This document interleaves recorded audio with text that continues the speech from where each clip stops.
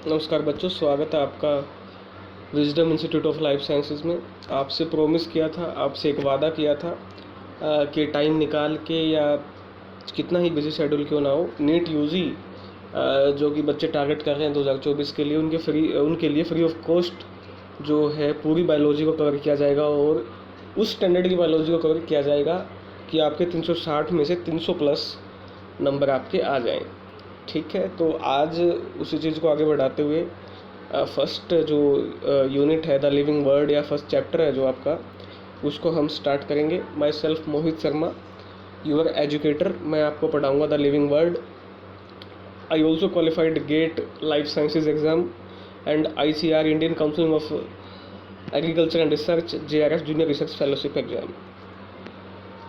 तो मेरा मोटो यही है कि जो बच्चा अफोर्ड नहीं कर सकता कोचिंग को, या किसी भी बच्चे को कोचिंग नहीं लगानी है तो उन बच्चों के लिए मैं पूरी जो बायोलॉजी है आपकी 11th-12th की with great effort, great depth मैं आपको फ्री ऑफ कॉस्ट प्रोवाइड करवा पाऊँ इस चैनल पे। यही मेरा एक छोटा सा सपना है, विज़न रहेगा। और इस विज़न को स्टार्ट करते हैं आज के पहले चैप्टर द लिविंग वर्ड से। चलिए, व्हाट इज़ लिविंग। सबसे पहले तो हमको ये पता होना चाहिए कि लिविंग क्या है। हम लिविंग हैं, ठीक है। जैसे लिविंग ऑर्गेनिज्म हम क्या बोलते हैं कि लिविंग ऑर्गेनिज्म क्या करते हैं, ग्रो करते हैं, रिप्रोड्यूस करते हैं, एक्सेट्रा। सिंपली यही बोलते हैं ना, रेस्पिरेशन, सांस लेते हैं वगैरह वगैरह।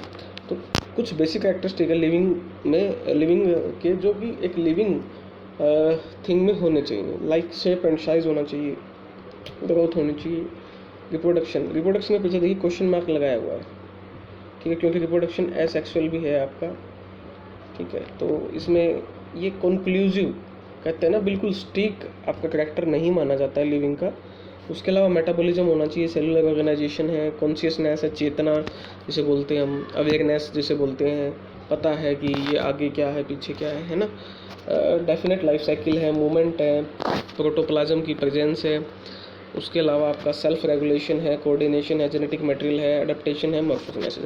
This are all the general characteristic of a living. आपको पूछ ले तो brief characteristic of living being, mostly जो आपके सिर्फ लिविंग में ही आपको देखने को मिलेंगे।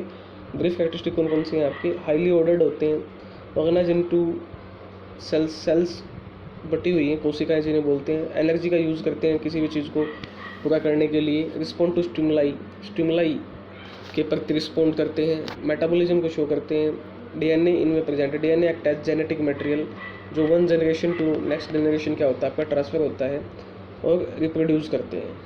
आई already mention why question mark is behind the reproduce. Next है आपका मेटाबॉलिक रिएक्शन कौन कौन सी लिविंग बीइंग में होती है, शो करते हैं। तो दो तरह की मेटाबॉलिक रिएक्शन होती है, एक होती है एनाबॉलिक रिएक्शन, एक होती है कैटाबॉलिक रिएक्शन। एनाबॉलिक क्या होता है, सम ऑफ टोटल कंस्ट्रक्टिव प्रोसेस। इसमें एनाबॉलिक में जुड़ता है, कंस्ट्रक्ट होता है, कंस्ट्रक्ट मतलब कोई चीज़ जुड़ना, ठीक है। और कैटाबॉलिक में टोटल डिस्ट्रक्टिव, यानी कोई एक चीज़ है, मान लो आपने क्या खाया, रोटी का टुकड़ा खाया, रोटी क्या है, कार्बोहाइड्रेट, ग्लूकोज है, तो वो आगे जाके क्या हो जाएगा, ब्रेक डाउन हो जाएगा आपका कॉन्स्टिट्यूएंट में, that is process known as catabolic. Anabolic में जुड़ता है आपका, ओके। तो चलिए, एनर्जी चेंज कैसा होता है एनाबॉलिक प्रोसेस में। Kinetic energy is converted to potential energy, very very important point है, हर एग्जाम में आपसे पूछा जाता है स्टेटमेंट देके कि काइनेटिक एनर्जी जो है वो पोटेंशियल एनर्जी में कन्वर्ट होती है एनाबॉलिक प्रोसेस में। Anabolic process is constructive in nature. Catabolic process में जो पोटेंशियल एनर्जी है आपकी, पोटेंशियल एनर्जी mgh, ठीक है, और kinetic energy half mv², virtue of movement की वजह से काइनेटिक एनर्जी होती है, तो वो कन्वर्टेड होती है आपकी काइनेटिक एनर्जी में। Very very important point. Anabolic में कॉम्प्लेक्स सब्सटेंस फॉर्म्ड, छोटे छोटे सिंपल सब्सटेंस लाइक CO2 लिया, सनलाइट लिया, ऑक्सीजन की प्रेजेंस में, क्लोरोफिल की प्रेजेंस में आपका क्या बनता है, कार्बोहाइड्रेट।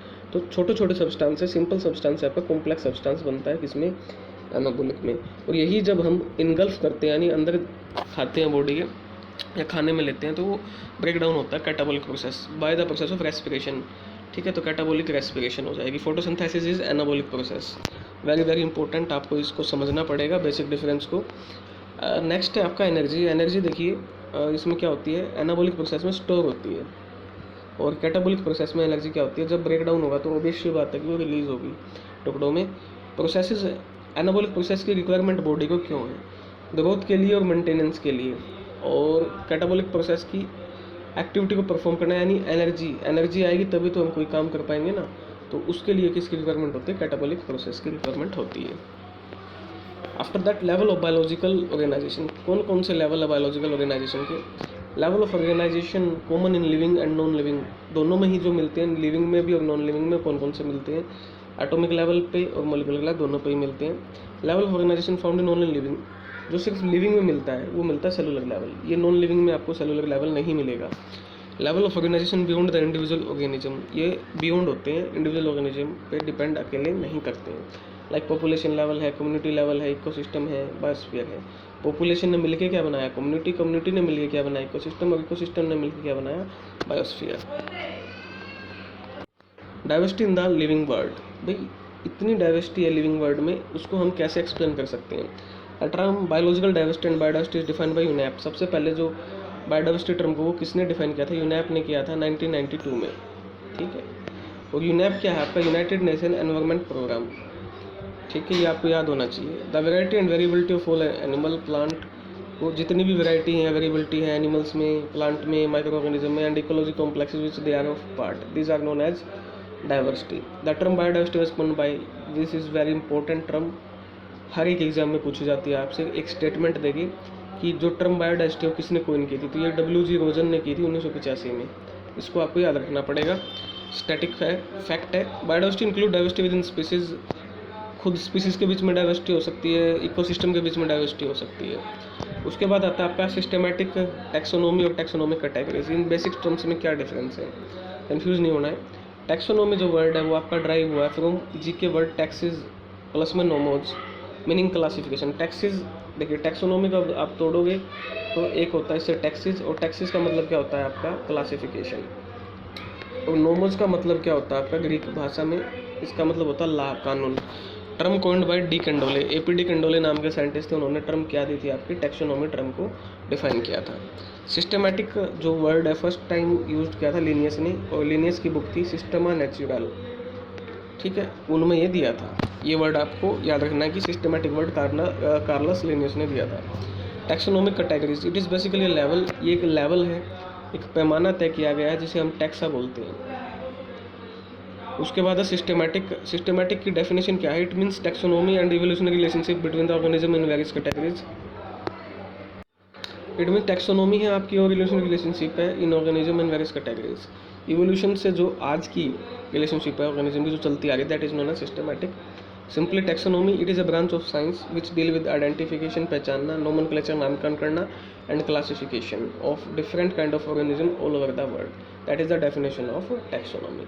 होप उम्मीद करता हूँ कि आपको taxonomy, systematic and taxonomic categories में डिफरेंस समझ में आया होगा। चलिए नेक्स्ट है आपका फाइलोजेनी। इंपॉर्टेंट टर्म है, काफ़ी यूज होती है आजकल। इट इज इवोल्यूशनरी हिस्ट्री और लीनिएज ऑफ वन और मोर ग्रुप ऑफ, एक ग्रुप है, मान लो होमोसेपियंस है, for example for the sake of understanding Homo sapiens क्या है, हम हैं होमोसेपियंस, हमारा साइंटिफिक नेम है। तो इनका लीनिएज क्या है, ये मतलब सबसे पहले ओरिजिनेट कहाँ से हुए थे, वो जो पूरा लीनिएज चलता आ रहा है जो डेवलपमेंट का, that is known as phylogeny. समझ में आ गया ना, आसान भाषा में आपको समझाया है। बेसिस स्टडी ऑफ फॉसिल्स आती है फाइलोजेनी में, anatomy, genetics, developmental biology, biochemistry, physiology. Basis of taxonomy, taxonomy के बेसिस क्या है? कैरेक्टराइजेशन है, आइडेंटिफिकेशन, क्लासिफिकेशन, नोमेनक्लेचर, ये बेसिस है। आपसे पूछ लेता है बेसिस ऑफ टैक्सोनॉमी क्या है, तो 4 बेसिस आपको मिलते हैं। कौन कौन से? कैरेक्टराइजेशन है आपका, आइडेंटिफिकेशन है, क्लासिफिकेशन है, और नोमेनक्लेचर है। सबसे पहले क्या आता है आपका? क्लासिफिकेशन।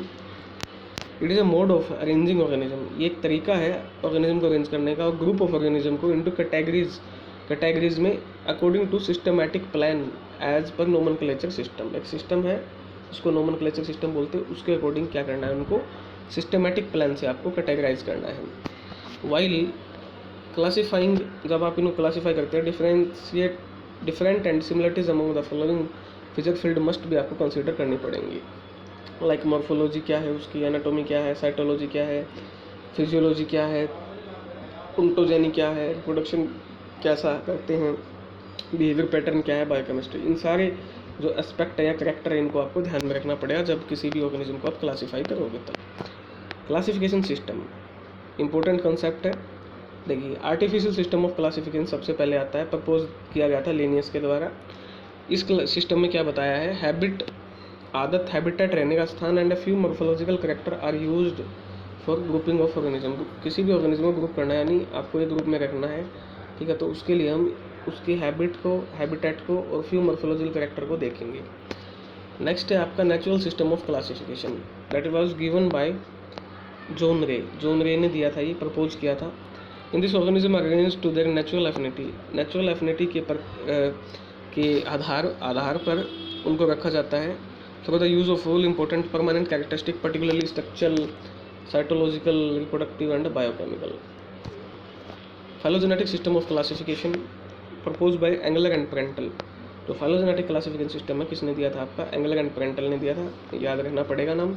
इसमें हम इवोल्यूशनरी रिलेशनशिप ऑफ ऑर्गेनिज्म को हम बाहर निकालते हैं, चेक करते हैं, उनको आपस में कंपेयर करते हैं।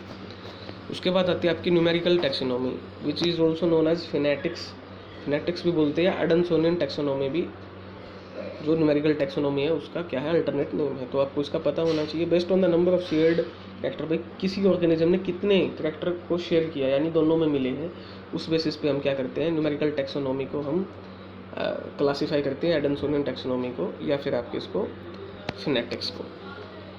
Okay, after that classical taxonomy and old systematic या अल्फा टैक्सोनॉमी, मतलब एक ही नाम है, क्लासिकल टैक्सोनॉमी पूछ ले आपसे या ओल्ड सिस्टमेटिक पूछ ले या फिर अल्फा टैक्सोनॉमी पूछ ले। बिलीव दैट इंडिविजुअल आर मेरी expression of same type in terms of morphological variation.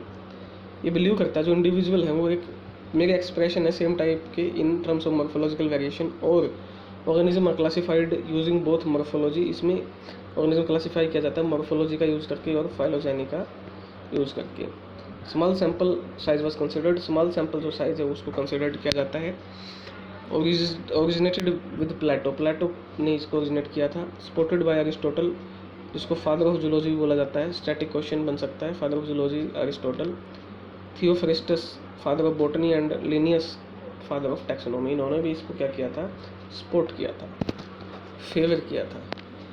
उसके बाद क्लासिकल टैक्सोनॉमी के क्या गुण हैं या क्या फीचर्स हैं। सबसे पहला फीचर्स है बेस्ड ऑन फ्यू करेक्टर्स पे ये बेस होती है classical taxonomy. Species delimited on morphological character तक ही सीमित रहती है। स्पीसीज आर बेसिक, स्टैटिक और immutable unit.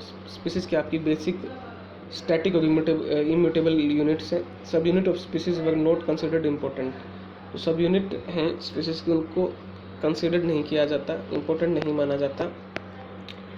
Few individuals of species और their preserved specimen are used for study. कुछ जो आपके प्रिजर्व्ड यानी जो बचा के रखे हुए स्पेसिमेन उनको यूज़ किया जाता है स्टडी के लिए।